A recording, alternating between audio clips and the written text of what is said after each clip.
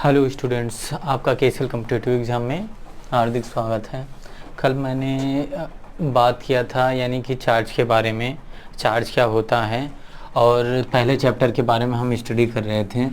तो अब हम जहाँ तक स्टडी किए थे उसके आगे हम प्रोसीड करते हैं।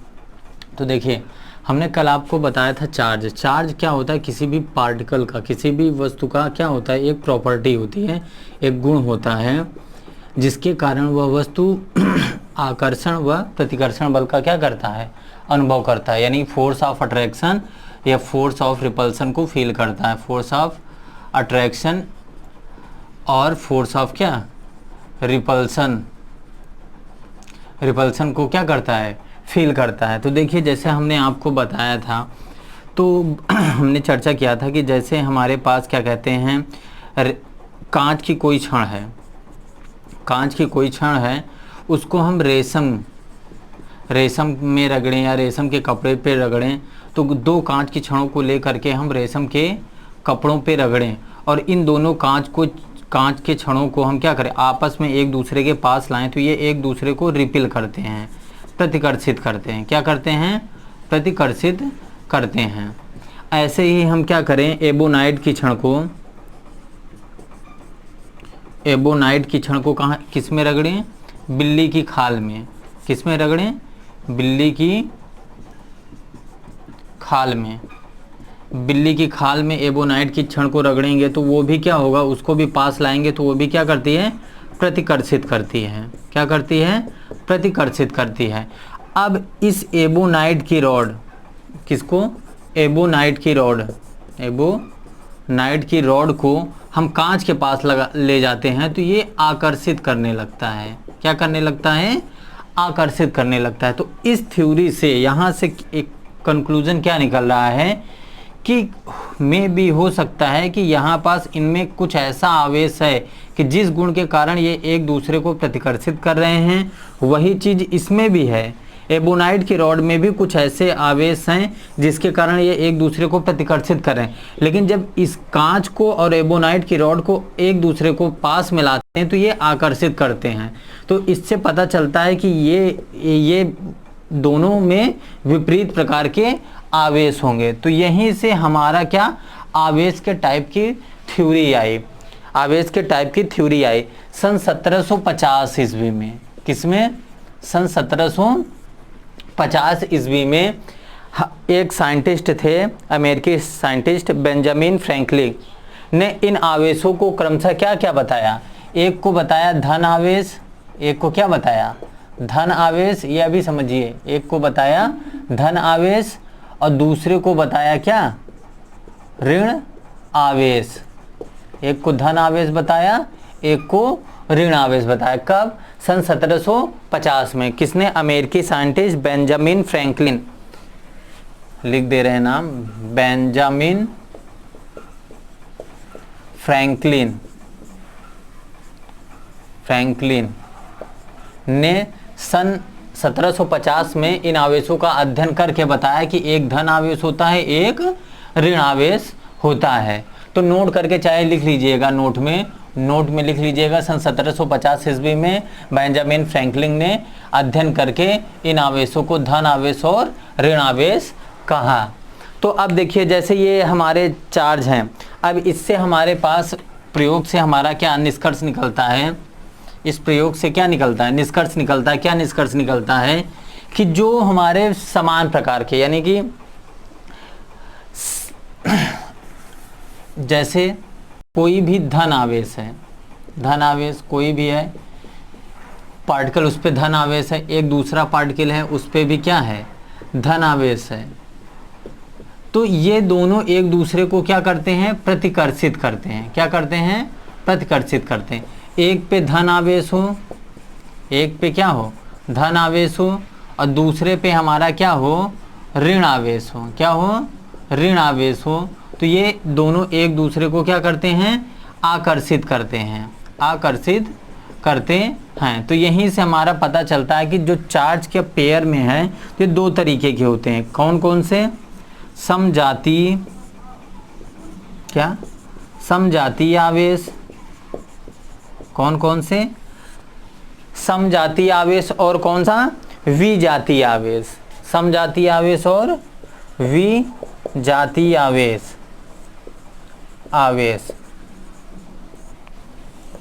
समजातीय आवेश और विजातीय आवेश। तो देखो समजातीय आवेश में क्या होता है, इस प्रकार के आवेशों के मध्य, इस प्रकार के आवेशों के मध्य प्रतिकर्षण बल कार्य करता है, प्रतिकर्षण बल कार्य करता है, मतलब फोर्स ऑफ रिपल्सन काम करता है। विजातीय इस प्रकार के आवेश के मध्य आकर्षण बल कार्य करता है। कौन सा बल, प्रकार के आवेशों के मध्य आकर्षण बल कार्य करता है। यानी कि सजातीय आवेश क्या होते, कौन कौन से हो जाते हैं, जैसे धन धन आवेश, यानी पॉजिटिव पॉजिटिव हो गया, निगेटिव निगेटिव हो गया। विजातीय आवेश में पॉजिटिव निगेटिव या निगेटिव पॉजिटिव, यानी ये हमारे हो गए आवेश। क्या हो गए, आवेश। सजातीय आवेश और कौन से, विजातीय आवेश। तो ये हमारे आवेश हो गए। अब आगे हम बढ़ते हैं, कुछ और चर्चा करते हैं। इसको आप लोग स्क्रीनशॉट ले लीजिए और इसको अच्छे से नोट्स बनाते हुए चलिए या फिर लिखते हुए चलिए। हम आपको कुछ समय दे ही देते हैं बीच में, इसीलिए खुद से लिख देते हैं, जैसे आपको समझ में ना आए, आप बोल रहे हैं ना लिख पाएँ आप। चलिए अब हम चर्चा करते हैं कंडक्टर्स और इंसुलेटर की। थोड़ा सा किसकी चर्चा करते हैं, कंडक्टर यानी चालक, कंडक्टर की चालक क्या होते हैं। देखिए चालक क्या होते हैं, वे पदार्थ जिनमें से विद्युत धारा का प्रवाह संभव होता है, वे क्या कहलाते हैं, चालक कहलाते हैं। वे पदार्थ, ये प्रकृति में पाए जाने वाले वे पदार्थ जिनमें धारा का प्रवाह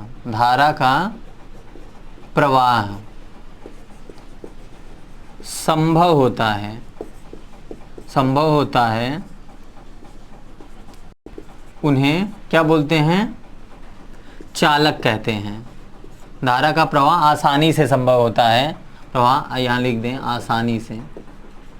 आसानी से सरल शब्दों में संभव होता है, उन्हें क्या कहते हैं, चालक कहते हैं, कंडक्टर। देखिए जैसे आपको बहुत सारी चीज़ें पता होगा, जैसे क्या, तांबा,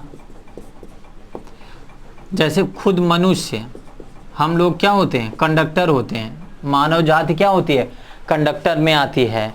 मनुष्य हो गए, धातुएं हो गई, पृथ्वी तो है, पृथ्वी में देखिए पृथ्वी भी क्या हो गई, कंडक्टर हो गई। अब जैसे हम यहाँ पास लिख लें धातुएं, तो धातुओं में सब आ जाएगा, तांबा चांदी सोना सब आ जाएगा, धातुएं। देखिए पृथ्वी में देखिए जब थंडरिंग होती है बारिश के समय में, जब बारिश होती है तो बादल गरजते हैं, लाइट चमकती है ना, तो जैसे कभी कभी होता है कि लाइट गिरती है, तो जैसे अर्थ में आती है तो अर्थ जो होती है हमारी हाईली निगेटिवली चार्ज होती है। इसीलिए देखिए कहीं कहीं पे गांव वगैरह में लोग एक फिश चोरी करते हैं, कटिया लगाते हैं, एक फिश कोई रॉड को अर्थ में क्या कर देते हैं, गाड़ देते हैं, एक यहाँ से वायर लेते हैं, एक यहाँ से, और घर में लगा देते हैं, तो क्या आराम से लाइट जलने लगती है। तो अर्थ जो होती है हाईली निगेटिवली चार्ज रहती है, यानी कि निगेटिवली, और अर्थ भी कंडक्टर ही है एक तरीके से। जैसे कोई भी चीज़ आता है यानी अर्थ में तुरंत न्यूट्रलाइज हो जाता है, जो भी फेस अर्थ है, यानी कि ये भी एक तरीके का क्या होता है, कंडक्टर होती है। तो ये हो गया हमारा कंडक्टर। और आगे बात करते हैं हम विद्युत रोधी इंसुलेटर की। किसकी बात करते हैं, इंसुलेटर की। इंसुलेटर क्या होता है, आचालक या विद्युत रोधी। आचालक बोल दीजिए, या आचालक या फिर क्या, विद्युत रोधी। क्या, विद्युत रोधी। तो देखिए ये क्या होता है कि वे पदार्थ जिनमें धारा का प्रवाह संभव ना हो, अर्थात ऐसे वे पदार्थ जिनमें धारा प्रवाहित करने पर वो उच्च प्रतिरोध को प्रदर्शित करें, यानी कि ये थोड़ा सा साइंस के टर्म में कि उनमें प्रतिरोधकता, जो प्रतिरोध हो वो बहुत ज़्यादा हो। ऐसे पदार्थ जिनके प्रतिरोध की वैल्यू क्या हो, यानी रेजिस्टेंस की वैल्यू बहुत ज़्यादा हो, तो वे पदार्थ क्या कहलाते हैं, इंसुलेटर कहलाते हैं। या फिर ऐसे ही लिख दीजिए, वे पदार्थ जिनमें धारा का प्रवाह संभव ना हो, वह क्या कहलाते हैं, अचालक कहलाते हैं। वो क्या कहलाते हैं, अचालक कहलाते हैं। जैसे अचालक कहलाते हैं, जैसे प्लास्टिक, लकड़ी वो भी सूखी लकड़ी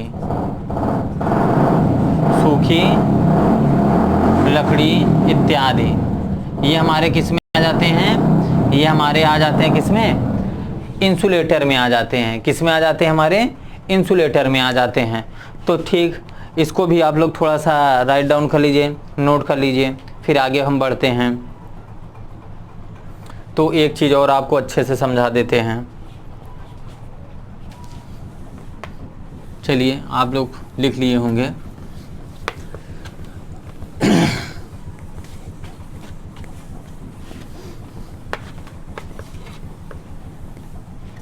अब हम आपको बताते हैं कि चार्जिंग बाय इंडक्शन, क्या पढ़ाते हैं आपको, चार्जिंग बाय इंडक्शन,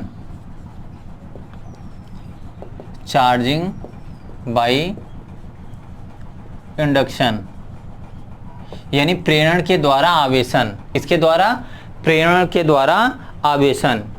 किसके द्वारा, प्रेरण के द्वारा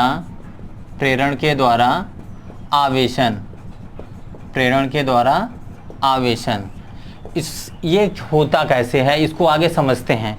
इसकी थ्योरी को हम समझते हैं और समझने के बाद इसको हम देखते हैं कि क्या होता है, कैसे क्या होता है। तो देखिए, इसकी थ्योरी में समझते हैं। आगे हमारे पास दो गोले, यानी इनमें आवेश रहित गोले हैं, जैसे गोला ए और गोला बी, इनमें कोई आवेश नहीं है। अब इनमें कोई आवेश है नहीं, इनके पास एक धनावेशित रॉड ले गए, एक रॉड ले गए हम इनके पास, जिस पे क्या कहते हैं, और ये थोड़ा सा पास में है, इसके पास हम क्या ले गए, एक धनावेशित रॉड ले गए। दो गोले हैं हमारे पास ए और बी, ये आवेश रहित हैं। दोनों कैसे हैं, आवेश रहित हैं। स्टार्ट में आवेश रहित मतलब इन पर कोई आवेश नहीं है, आवेश रहित हैं। प्रारंभ में कैसे हैं, ये आवेश रहित हैं। अब इनके पास हम क्या किए, एक चार्ज्ड यानी कि एक आवेशित रॉड ले गए जिस पे धनावेश है।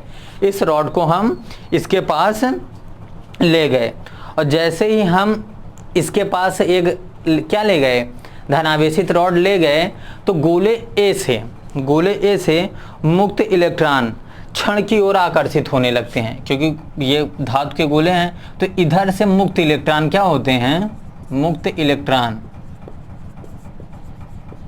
इलेक्ट्रॉन किसकी ओर आकर्षित होने लगते हैं, धातु की ओर आकर्षित होने लगते हैं, धातु की ओर आकर्षित होने लगते हैं। इसलिए ए के निकटवर्ती पृष्ठ पर, इसलिए क्या होगा, ए के निकटवर्ती पृष्ठ पर ऋण आवेश उत्पन्न हो जाता है। क्या हो जाता है, ए के निकटवर्ती पृष्ठ पर ऋण आवेश की अधिकता हो जाती है या उत्पन्न हो जाता है। और इसी कारण अब यहाँ पास ऋण आवेश, तो इसी कारण गोले बी के बाहरी पृष्ठ पर धन आवेश की क्या हो जाती है, अधिकता हो जाती है। अब देखिए, यहाँ पास ये पहले आवेश रहित थे, अब इस एक रॉड को इसके पास लाए और इसके कारण मुक्त इलेक्ट्रॉन इसकी ओर आकर्षित होने लगे, तो इसके निकटवर्ती पृष्ठ पर क्या हो गया, ऋण आवेश की अधिकता हो गई। और ए के पास गोला बी था, इसलिए इसके बाहरी पृष्ठ पे किसकी अधिकता हो गई, धन आवेश की अधिकता हो गई। अब यही घटना क्या कहलाती है, हमारा प्रेरण के द्वारा आवेशन। तो प्रेरण के द्वारा आवेशन को हम कैसे डिफाइन कर सकते हैं कि किसी आवेशित वस्तु को निकट रखने पर अनावेशित वस्तु में आवेश के पुनर्वितरण द्वारा, देखिए किसी अनावेशित वस्तु के निकट में आवेशित वस्तु को रखने पर अनावेशित वस्तुओं में आवेश के पुनर्वितरण द्वारा उसके निकटतम पृष्ठ पर, उसके देखिए इसके निकटतम पृष्ठ पर आवेशों का उत्पन्न हो जाना प्रेरण द्वारा आवेशन कहलाता है, या यही अपक्रिया क्या कहलाती है, प्रेरण कहलाती है या वैद्युत प्रेरण कहलाती है। तो हम इसकी डिफिनीशन लिखते हैं, आप लोग समझ गए होंगे। कहाँ लिख दें, चलिए इसको मिटा देते हैं तब लिखते हैं।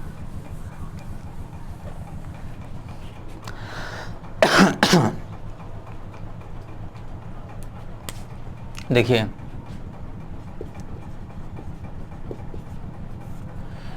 प्रेरण के द्वारा आवेशन, तो प्रेरण के द्वारा आवेशन में क्या है, किसी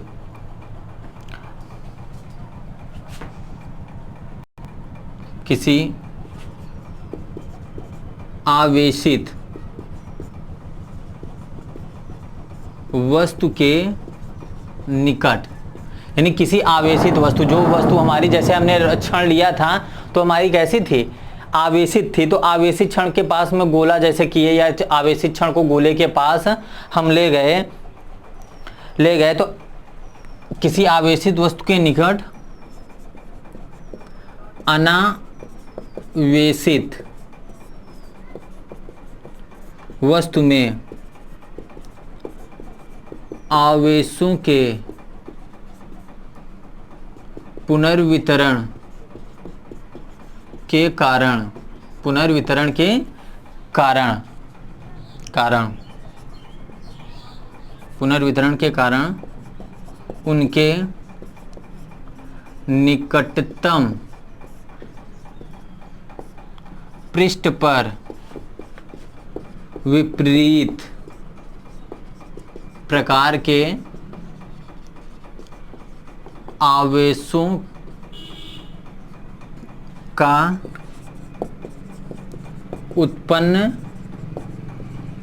हो जाना वैद्युत प्रेरण हो जाना वैद्युत प्रेरण कहलाता है। क्या कहलाता है, वैद्युत प्रेरण कहलाता है। देखिए किसी आवेशित वस्तु के निकट अनावेशित वस्तु में आवेशों के पुनर्वितरण के कारण उनके निकटतम पृष्ठ पर विपरीत प्रकार के आवेशों का उत्पन्न हो जाना क्या कहलाता, आवेशों का वैद्युत प्रेरण कहलाता है, यानी कि इलेक्ट्रिक इंडक्शन कहलाता है। जैसे अभी बताएं, ये हमारे दो अनावेशित गोले हैं, यानी आवेश रहित गोले हैं। इसको हम पास में ले गए किसके, एक आवेशित क्षण के, तो इसके कारण इसके जो मुक्त इलेक्ट्रॉन है इसके ओर आकर्षित होने लगे, तो यहाँ पास निगेटिव चार्ज की अधिकता हो गई इसके पास के पृष्ठ पे, और इधर बी पे क्या हो गया, धन आवेश। तो यही घटना क्या कहलाती है, हमारा प्रेरण के द्वारा देखिए आवेश उत्पन्न हो रहा है, और ये जो घटना होती है ये वैद्युत प्रेरण कहलाती है। क्या कहलाती है, हमारी वैद्युत प्रेरण कहलाती है। इलेक्ट्रोस्टैटिक या स्थिर वैद्युत प्रेरण कहलाती है। लिख लीजिए, स्थिर वैद्युत प्रेरण इलेक्ट्रोस्टैटिक इंडक्शन क्या कहलाती है, इलेक्ट्रोस्टैटिक इंडक्शन कहलाती है। इसको आप अच्छे से समझ गए होंगे। चलिए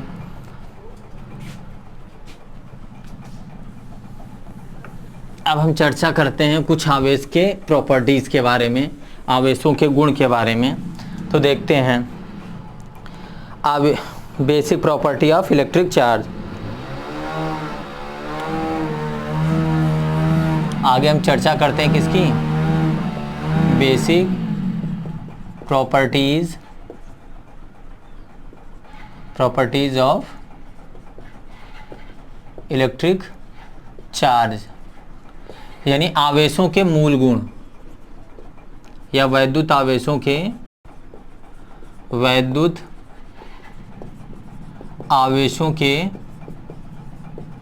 मूल गुण। अब देखिए वैद्युत आवेशों के मूल गुण क्या हैं, इनकी हम चर्चा करते हैं। तो सबसे पहले हम चर्चा करते हैं कि वैद्युत आवेशों के मूल गुण कौन कौन से हैं। तो अब देखते हैं सबसे पहले additivity of charge. Additivity of charge देखते हैं। क्या देखते हैं? Additivity of charge. Additivity of charge क्या होता है? सीधा हिंदी में बताते हैं। आवेशों की योज्यता। आवेशों की क्या? योज्यता। हिंदी क्या होती है इसकी? आवेशों की योज्यता। तो देखिए ये एडिटिविटी ऑफ चार्ज क्या है, इसका बेसिक क्या है कि जैसे कोई भी हमारा निकाय हो, कोई भी निकाय हमारा, कोई भी सिस्टम है, वो ढेर सारे छोटे छोटे यानी पार्टिकल्स या कणों से मिलके बना है। तो अब उस सिस्टम का कुछ टोटल चार्ज कुछ और होगा, यानी टोटल चार्ज मान लेते हैं Q। और ये अगर छोटे छोटे, देखिए जैसे यही गोला है स्फीयर, ये ऐसे ऐसे टुकड़ों से मिलके बना है, इसको जोड़ के कनेक्ट करके हम बनाए हैं ऐसे। तो इनका अब ये टुकड़े को निकाल के हमने ऐसे कर लिया, तो इसका मान लीजिए चार्ज Q1 है इतने का, इसका चार्ज Q2 है, इसका Q3 है, इसका Q4 है, इसका Q5 है, इसका Q6 है, ऐसे Q7 Q8 Q9। तो आवेशों की योज्यता का नियम क्या है कि कोई भी निकाय है जो बहुत ढेर सारे क्या कहते हैं कणों से मिलकर बना है या n अवयवी कणों से मिलकर बना है, जिन पर आवेश क्रमशः Q1 Q2 Q3 Q4 Q5 Q6 dash dash Qn तक हैं, तब कुल निकाय का आवेश क्या हो जाएगा? तब कुल निकाय का आवेश जो हो जाएगा Q बराबर Q1 plus Q2 plus Q3 plus dash dash Qn हो जाएगा। तब कुल निकाय का आवेश कितना हो जाएगा? Q1 plus Q2 plus Q3 plus dash dash क्या Qn हो जाएगा। तो देखिए इसको हम कैसे लिख सकते हैं? यदि कोई निकाय विभिन्न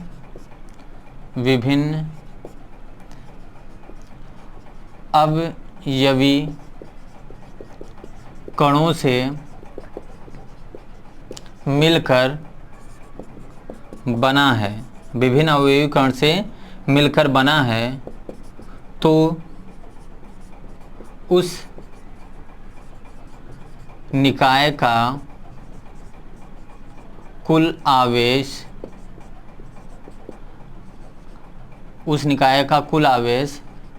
अवयवी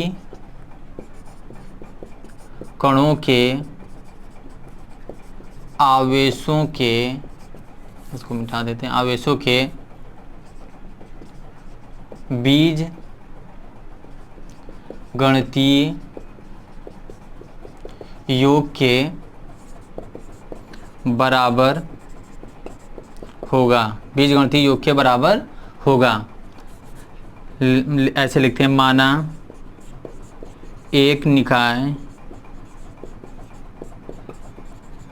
जिसका आवेश क्या है? कैपिटल Q है। जिसका आवेश क्या है? कैपिटल Q है। यह n अवयवी कणों से मिलकर बना है, जिनके आवेश क्रमशः Q1 Q2 dash dash Qn है। तब निकाय का कुल आवेश Q बराबर क्या हो जाएगा? Q1 plus Q2 plus Q3 plus dash dash Qn। ये हमारा क्या है? Additivity of charge. यानी कोई निकाय है वो जितने कणों से मिलकर बना होगा, उन सभी आवेशों के उन कणों के आवेशों का जो बीजगणितीय योग होगा वो कुल निकाय के आवेश के बराबर होगा। ये हमारा क्या है?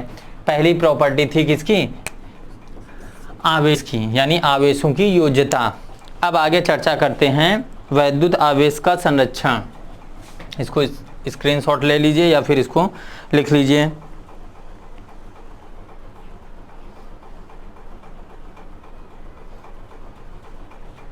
चलिए अगला बताते हैं।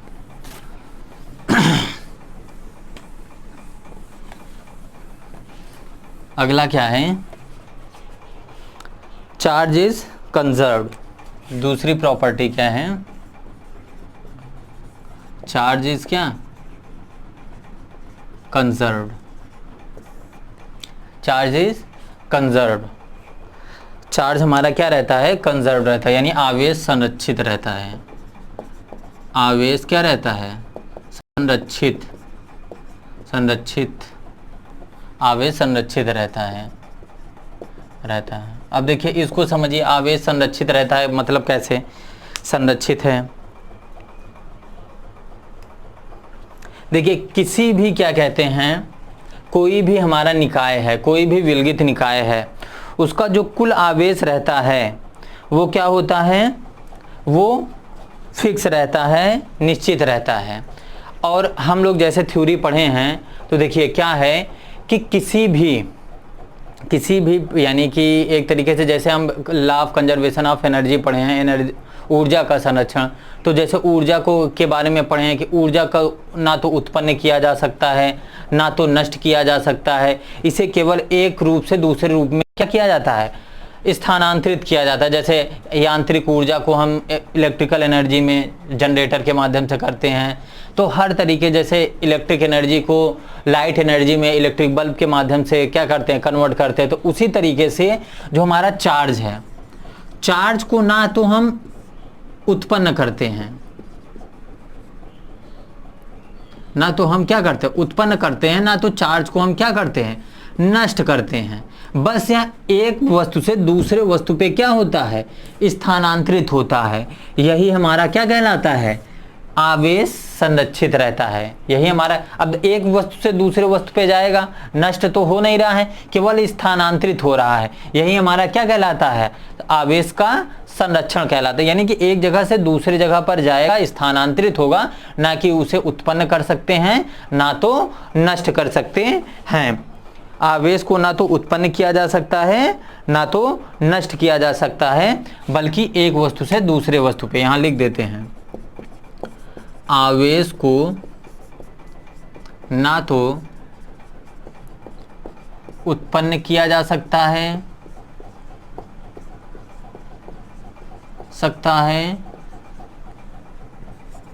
ना तो नष्ट किया जा सकता है, आवेश को ना तो उत्पन्न किया जा सकता है ना तो नष्ट किया जा सकता है, बल्कि इसे केवल क्या करते हैं,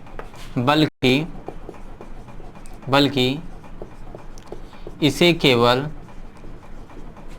एक वस्तु से दूसरे वस्तु पर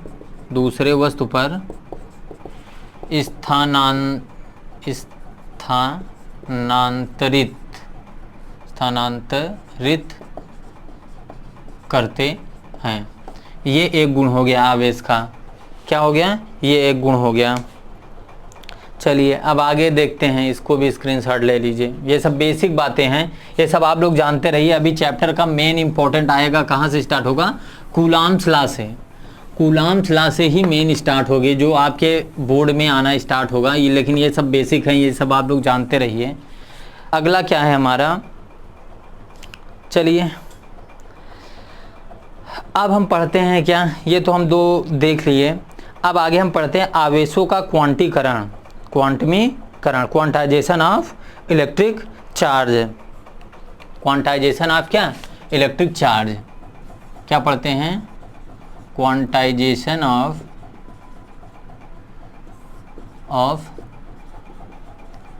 इलेक्ट्रिक चार्ज। क्या देखते हैं, क्वांटाइजेशन ऑफ इलेक्ट्रिक चार्ज, क्वांटमीकरण, वैद्युत आवेश का क्वांटमीकरण। हिंदी में क्या लिखते हैं इसको, वैद्युत आवेश का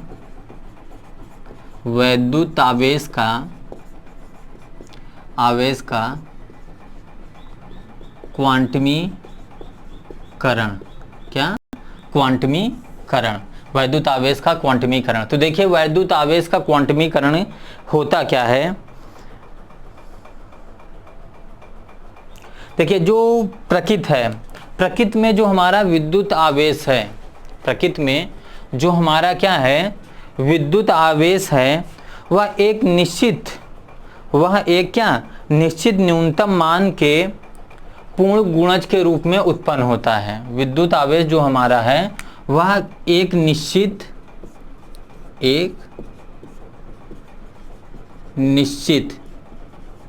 न्यूनतम मान के पूर्ण गुणज के रूप में क्या होता है उत्पन्न होता है विद्युत आवेश यहाँ लिख दें, विद्युत आवेश प्रकृति में एक निश्चित मान के पूर्ण गुणज के रूप में उत्पन्न होता है। जैसे Q इक्वल क्या NE। अब जहाँ N हमारा क्या होता है 1 2, जहाँ N 1 2 3 dash and so on, और जो E होता है वो 1.6 इंटू 10⁻⁻19 कूलाम, ये इलेक्ट्रॉन का चार्ज होता है। तो आप किसी भी बॉडी पे देखिए, किसी पे भी वस्तु पर या एक इलेक्ट्रॉन होगा, 2 इलेक्ट्रॉन उत्पन्न होंगे, 3 होंगे, 4 होंगे, 5 होंगे। कभी ऐसा नहीं सुने होंगे आपकी आधा, 1.5, 2.5, 3.25, 3.25, इस तरीके से। तो ये हमारा क्या है एक क्या आवेश का एक निश्चित न्यूनतम मान होता है, क्या इलेक्ट्रॉन का आवेश। इससे कम का आवेश किसी पे नहीं रहता। तो इलेक्ट्रॉन का आवेश, क्योंकि या तो किसी में एक इलेक्ट्रॉन होगा या तो फिर इलेक्ट्रॉन नहीं होगा। तो या तो उस पर 1 इलेक्ट्रॉन के बराबर आवेश होगा, या तो 2 इलेक्ट्रॉन 3 इलेक्ट्रॉन के बराबर, 1 से कम नहीं होगा कि आधा इलेक्ट्रॉन के बराबर आवेश होगा। तो किसी भी विद्युत आवेश प्रकृति में एक निश्चित न्यूनतम मान के पूर्ण गुणज के रूप में उत्पन्न होता है। तो एक निश्चित न्यूनतम मान क्या होता है इलेक्ट्रॉन, और इसका पूर्ण गुणज n, यानी 1 2 3 4 5। यही हमारा क्या है क्वांटमीकरण है क्या आवेश का। अब यहाँ से हम आवेश के बारे में निकाल भी लेते हैं, यहाँ से क्वेश्चन भी पूछ लेता है। आपको दे देगा किसी वस्तु पर 2 कूलाम का आवेश है और इलेक्ट्रॉन का आवेश दे दिया 1.6 इंटू 10⁻⁻19 कूलाम, तो उसमें उपस्थित इलेक्ट्रॉनों की संख्या बताइए। कभी कभी MCQ में ये क्वेश्चन बन जाता है, MCQ वाले में कि नंबर ऑफ इलेक्ट्रॉन बताइए। तो ये इसको आप लिख लीजिए, क्वांटमीकरण ऑफ क्या वैद्युत आवेश का क्वांटमीकरण या क्वांटाइजेशन ऑफ चार्ज। ठीक, चलिए अब यहाँ तक तो हो गया। अब इसके बाद से स्टार्ट होगा हमारा कूलाम्स लॉ। क्या स्टार्ट होगा हमारा कूलाम्स लॉ। वहाँ पास 2 हमारे स्थिर चार्ज रहेंगे, उनके बीच फोर्स के बारे में हम चर्चा करेंगे। कूलाम ने अपना नियम दिया था, उसके बारे में जिक्र करेंगे। फिर कूलाम का लॉ का वेक्टर फॉर्म देखेंगे, जो कि बहुत ही इम्पोर्टेंट है, हमेशा एग्जाम में पूछा जाता है कूलाम्स लॉ का वेक्टर फॉर्म। उसके बाद हम और भी आगे चर्चा करते जाएंगे। तो आज की क्लास यहीं तक। अब आगे की चर्चा हम नेक्स्ट क्लास में करते हैं। अगर आपको क्लास पसंद आई हो तो लाइक कीजिए, चैनल को सब्सक्राइब करिए और बेल आइकन को प्रेस कर दीजिए, जिससे कि क्लास की नोटिफिकेशन आपको समय समय पर मिलती रहे। Thank you.